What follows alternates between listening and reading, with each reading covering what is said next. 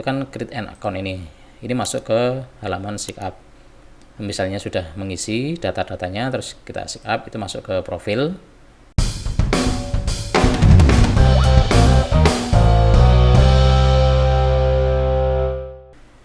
Oke, kembali lagi di channel Han Sri Siti, channel yang membahas tentang desain, fotografi, dan videografi. Oke, kali ini saya akan sharing pertama kali membuat desain UI UX atau pertama kali menggunakan software Figma. Jadi sebelumnya itu saya belum pernah mencoba untuk membuat desain UI UX sampai membuat prototipenya. Jadi waktu itu sebelum tahu Figma itu ada Adobe SD ya yang untuk membuat desain UI UX. Tapi ternyata setelah saya lihat di YouTube, beberapa teman-teman itu kayaknya lebih nyaman menggunakan Figma karena bisa sharing kerjaan ya. Jadi bisa kerjakan beberapa orang secara bersamaan. Oke, jadi saya langsung mencoba untuk menggunakan Figma. Jadi pertama kali menggunakan Figma itu kalau dari segi membuat desainnya ya, membuat desain tampilannya itu udah biasa ya karena saya orang desain, udah biasa membuat desain maksudnya ya. Terus kalau dari perbedaannya, kalau graphic design itu kan gambar statis atau gambar mati. Tapi kalau untuk desain UI UX itu bisa misalnya desain tidak hanya membuat desain tapi bagaimana nanti fungsinya agar tampilannya itu lebih mudah dipahami, mudah digunakan orang yang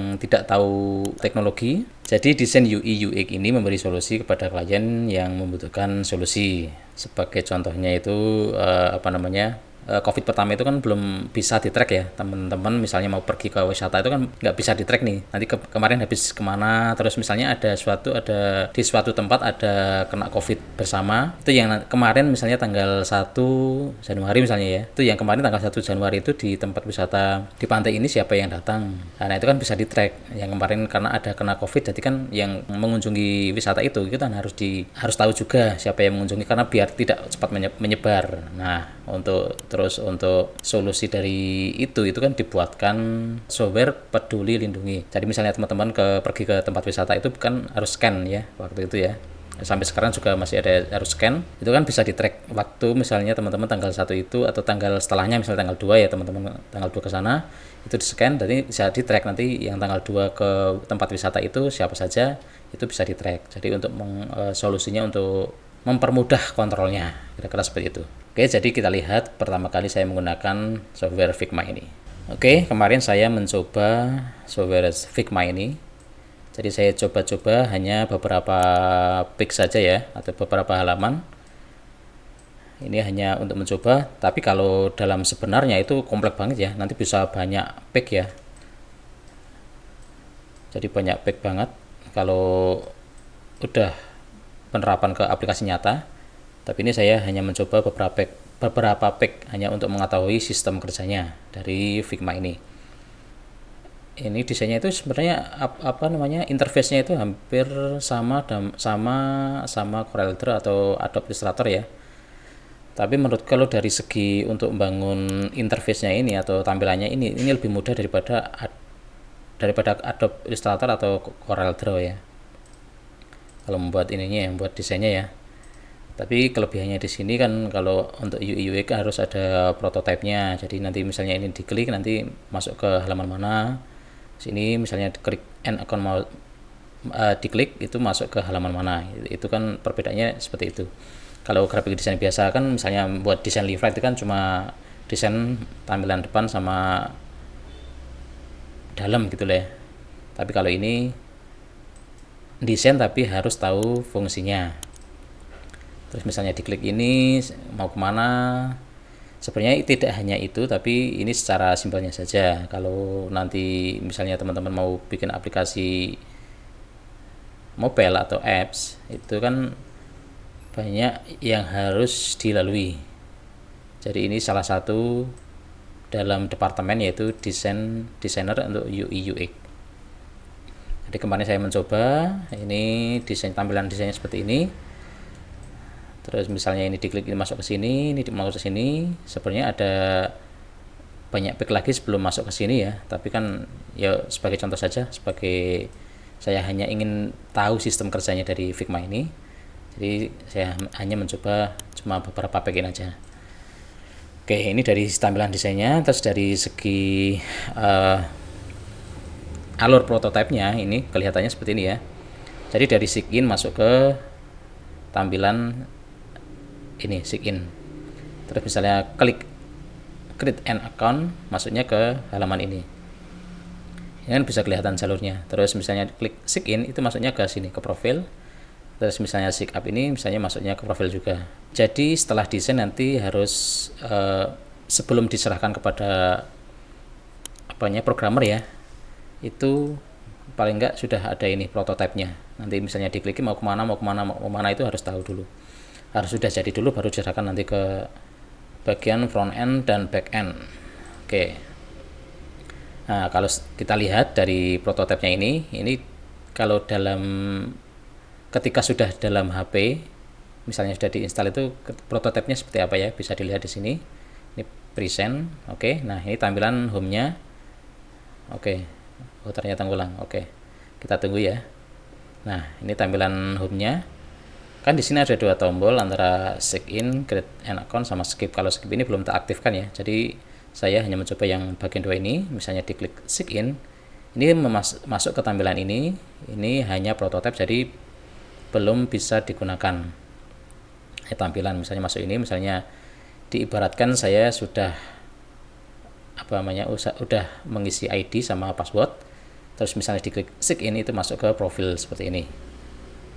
Nah, kalau misalnya kita ulang dari awal ya, misalnya saya masuk ke create an account, misalnya belum punya akun, itu kan create an account ini masuk ke halaman sign up. Misalnya sudah mengisi data-datanya, terus kita sign up, itu masuk ke profil. Ini contoh simpel saja ya, karena kemarin saya hanya mencoba sistem kerjanya dari Sigma ini. Terus misalnya udah masuk ke sini, ini misalnya namanya Sherly Navia ini. Terus ini dari galeri karyanya ya. Terus teman-teman mau melihat dari segi like-nya atau komennya, itu bisa diklik sini, gambar klik. Nah, masuknya ke halaman sini. Jadi misalnya bisa diklik yang like berapa, yang komen berapa, itu bisa dilihat. Ini sebagai prototipe saja, jadi ini belum bisa digunakan karena sebagai tampilan nanti untuk diserahkan ke bagian front end dan back end atau bagian programmer. Itu tampilannya seperti ini. Terus misalnya ada tanda panah back, ini bisa kembali ke sini. Ini kalau misalnya ini langsung kembali ke halaman depan. Nah, seperti ini kira-kira tampilan atau cara menggunakan software Figma ini. Jadi tampilannya desainnya seperti ini. Kalau prototipenya alurnya seperti ini. Kalau sudah menjadi preview prototipenya, kalau animasinya jadinya seperti ini. Nah, oke, kira-kira seperti itu untuk bahas aplikasinya ya. Terus bagi teman-teman mungkin belum tahu ya proses pembuatan aplikasi itu seperti apa ya. Oke, jadi sini saya jelaskan. Kemarin saya juga baru mempelajari. Jadi teman-teman kalau mau bangun atau mendevelopment sebuah software aplikasi handphone atau mobile, ini prosesnya seperti ini. Jadi yang pertama itu planning, termasuk dari wawancara, masalahnya apa dari klien. Terus yang kedua itu menganalisis dari masalahnya itu untuk menemukan solusinya di sini. Terus kalau sudah itu baru proses desain. Nah, UI UX itu posisinya ada di sini. Ada di desain. Terus kalau misalnya sudah jadi selesai untuk proses UI UX-nya, desain UI UX-nya, itu masuk ke implementation, itu masuk ke pengcodingnya atau bikin codingnya. Itu yang bangun front end sama back end, sama nanti servernya mau pakai server apa, itu masuknya di sini. Terus kalau sudah di coding, itu kan masuk ke testing dan integration. Jadi proses mencoba aplikasinya. Nah, ini kalau teman-teman pernah dengar istilah QA engineer, itu masuknya ke sini. Jadi bagian testing ini QA engineer itu. Berarti bagian ngetes integrasinya antara aplikasinya tadi. Nah, kalau sudah misalnya ada revisi, kembali ke implementation. Kalau sudah, ya udah diserahkan ke klien. Jadi UI UX itu posisinya ada di sini. Tapi ikut bergabung juga dalam di sini, ikut membahas ikut proses ke sini ikut juga. Tapi kalau codingnya desainer nggak ikut ya. Tapi hanya yang penting kalau dari sini sudah benar itu masuk ke sini. Tapi tetap ada campur tangan, ada komunikasinya antara bagian coding sama desain. Jadi desainer di UI UX itu di sini, tapi harus mengikuti ini juga, harus tahu planningnya, terus analisisnya seperti apa, masalahnya apa, terus solusinya seperti apa, itu harus desain itu harus tahu. Karena nanti untuk membuat aplikasi, untuk membuat misalnya misalnya dari halaman depan terus mau diklik ini sign up mau kemana itu kan harus tahu. Itu datanya kan dari tahap 1 sama 2 ini, jadi planning sama analisis harus tahu, jadi baru membuat desain. Kira-kira seperti itu teman-teman. Oke, kira-kira seperti itu ya teman-teman. Sebagai wawasan saja, saya juga baru mempelajari tentang UI UX. Jadi pengembangan ya, kalau saya kan sebagai graphic design awalnya, terus mencoba sesuatu yang baru yaitu desain UI UX ini. Jadi pengen tahu aja sih sebenarnya sistemnya itu seperti apa UI UX. Sebenarnya tahu istilah UI UX itu sudah lama, cuma saya belum sempat mempelajari. Terus kemarin tiba-tiba pengen tahu ya UI UX itu apa, terus software yang dipakai itu apa, dan gimana cara kerja softwarenya. Terus setelah itu pengen tahu proses dari pembuatan aplikasinya itu dari awal sampai akhir itu seperti apa. Kira-kira seperti itu tadi ya, gambaran proses desain UI UX sampai proses develop sebuah aplikasi HP. Oke, mungkin segini dulu ya sharing saya kali ini. Pertama kali menggunakan Figma itu seperti itu. Saya kira ya mudah kalau desainnya ya, tapi kalau yang perlu dipikirkan banget kan masalah nanti ya menganalisis itu, planning sama menganalisis itu harus benar-benar tahu teman-teman. Pengembangannya harus di situ. Jangan lupa kalau mungkin saya ada kekurangan yang saya sampaikan atau ada yang salah atau ya ada yang kurang, nanti bisa teman-teman tambahkan di kolom komentar ya. Oke, kira-kira seperti itu. Segini dulu sharing saya kali ini. Semoga video ini bermanfaat bagi teman-teman, dan jangan lupa tonton video lainnya yang ada di channel ini, siapa tahu ada video yang lebih bermanfaat lagi buat teman-teman. Oke, sampai ketemu lagi di video-video selanjutnya. Bye bye.